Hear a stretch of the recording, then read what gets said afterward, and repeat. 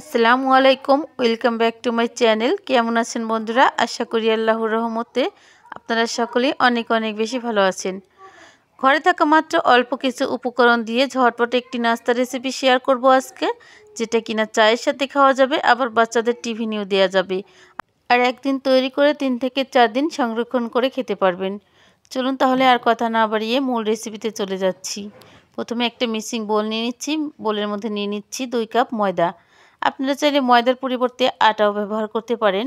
এবার এর মধ্যে দিয়ে দিচ্ছি 1/4 চা চামচ লবণ, 1 চা চামচ অ্যাক্টিভ ড্রাই ইস্ট, সেই সাথে দিয়ে দিচ্ছি 3 টেবিল চামচ চিনি। আমি এখানে পাউডার চিনিটা ব্যবহার করছি, আপনারা চাইলে আস্তা চিনিও ব্যবহার করতে পারেন, আবার চাইলে চিনির পরিমাণটা বাড়িয়ে কমিয়ে নিতে পারেন। সমস্ত উপকরণ একবার মিশিয়ে নিলাম। এবার দিয়ে দিচ্ছি 2 টেবিল চামচ রান্নার তেল। এবার হাত দিয়ে ভালোভাবে তেলটা ময়দার সাথে ময়াম করে নিচ্ছি। ময়াম করা হয়ে গেছে। এবার নিয়ে নিচ্ছি 1 কাপ উষ্ণ গরম দুধ। এখানে দুধের পরিবর্তে পানি ব্যবহার করা যাবে। অল্প অল্প করে দুধ দিয়ে একটা ডো তৈরি করে নিতে হবে। পুরোটা একসাথে দেওয়া যাবে না, না হলে ডোটা নরম হয়ে যেতে পারে। আর আমার এখানে পুরো দুধটাই লেগেছে। আমি ডোটা ভালোভাবে মেখে ময়াম করে নিলাম 5 থেকে 6 মিনিট।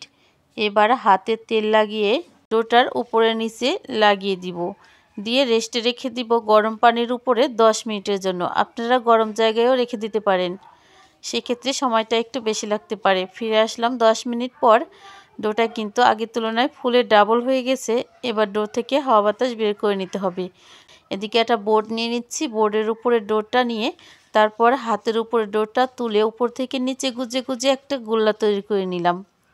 আর এই সময় বোর্ডের উপরে একটু ময়দা ছিটিয়ে দিতে হবে। এবার ডোটা বোর্ডের উপরে নিয়ে একটু হাত দিয়ে চেপে চেপে ছোট্ট একটা রুটি তৈরি করে নিব। আমাদের রুটিটা কিন্তু তৈরি করা হয়ে গেছে। এবার আমি এর উপরে 1 চা চামচ পানি দিয়ে দিচ্ছি, আর পানিটা আমি খুব ভালোভাবে লাগিয়ে দিচ্ছি সম্পূর্ণ রুটিতে। এবার রুটির উপরে আমি কিছু সাদা তিল লাগিয়ে নিচ্ছি। আপনারা চাইলে এই পর্বটা স্কিপ করতে পারেন। সম্পূর্ণ রুটিতে তিলটা লাগিয়ে আমি একটা ছুরি নিয়ে নিচ্ছি। ছুরি দিয়ে আমি প্রথমে দুটো দাগ কেটে নিব, যাতে করে আমার নাস্তাগুলো শেপ দিতে অনেক বেশি সুবিধা হবে। এবার আমি দাগের উপরে ছুরিটা রেখে হাত দিয়ে চাপ দিয়ে রুটিটা কেটে নিব। দেখুন আমি কিভাবে কেটে নিচ্ছি, ঠিক সেমভাবে কেটে নেবেন। আর এবার অপর সাইড থেকেও ঠিক এইভাবে কেটে নিব। আর এইভাবে নাস্তাগুলো কেটে নিলে নাস্তাগুলোর শেপ অনেক বেশি সুন্দর হয়। একটা একটা করে এভাবে নাস্তার শেপগুলো আলাদা করে সরিয়ে রাখতে হবে। আর এদিকে একটা প্যানের মধ্যে তেল দিয়ে উষ্ণ গরম করে নিলাম। আর উষ্ণ গরম তেলে এক এক করে নাস্তাগুলো দিয়ে দিব। খেয়াল রাখতে হবে তেলটা যেন খুব বেশি গরম না হয়। আমার নাস্তা কিন্তু সবগুলো দেওয়া হয়ে গেছে। এবার নাস্তাগুলো ভেজে নেওয়ার পালা। তো বন্ধুরা, নাস্তাগুলো কিন্তু ভাজতে হবে, খুবই অল্প আছে। একদমই আঁচ বাড়িয়ে দিয়ে ভাজা যাবে না, না হলে উপর থেকে কালার চলে আসবে আর ভিতর থেকে কাঁচা রয়ে যাবে। একটা স্প্যাচুলা দিয়ে নাস্তাগুলো ঠিক এভাবে ঘুরিয়ে ঘুরিয়ে দিতে হবে। আর একটা সময় দেখা যাবে নাস্তাগুলো খুব বেশি ফুলে ফেঁপে উঠেছে। আর এই সময় এক পিঠ উল্টে দিতে হবে। এক এক করে সবগুলো নাস্তা উল্টে দিয়ে তারপর ফিরে আসলাম। তো বন্ধুরা, আমাদের সম্পূর্ণ নাস্তাটি ভাজতে সময় লাগবে 6 থেকে 7 মিনিট। আর এই নাস্তাগুলো ভাজার জন্য বারবার উল্টে পাল্টে দেওয়ার প্রয়োজন নেই। আমাদের নাস্তাগুলো কিন্তু ভাজা হয়ে গেছে। আপনারা চাইলে নাস্তাগুলো আরও একটু গাঢ় করেও ভাজতে পারেন। আর এই নাস্তাগুলো আপনারা একদিন তৈরি করে 3 থেকে 4 দিন সংরক্ষণ করেও খেতে পারবেন। আপনারা চাইলে আরও বেশি করেও তৈরি করতে পারেন। এবার আমি এক এক করে নাস্তাগুলো তুলে নিব।